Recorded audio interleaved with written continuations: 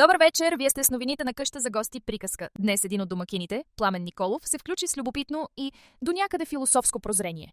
Винаги съм се чудил защо 3 месеца преди Великден къщата ни за гости приказка в град Клисура е резервирана. Отговорът се оказа до мен.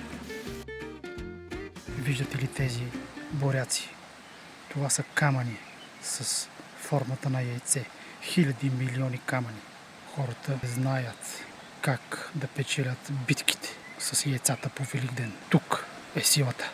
Още на входа ще ви посрещне един импровизиран съндък, пълен с буряци.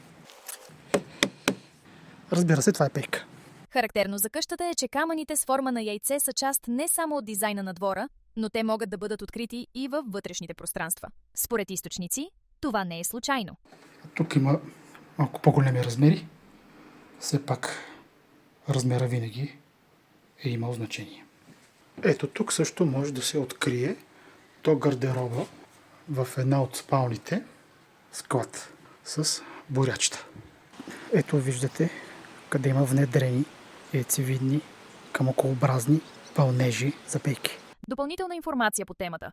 Камъните са събирани ръчно, доброволно, един по един, на ръка от цялото семейство. Експертите все още спорят дали са събирани с цел декорация или това е фитнес програма. Къща за гости приказка крие още редица артистични изненади. Но за тях в следващото ни издание. Абонирайте се за канала на къщата и останете с нас. Или още по-добре, елате при нас.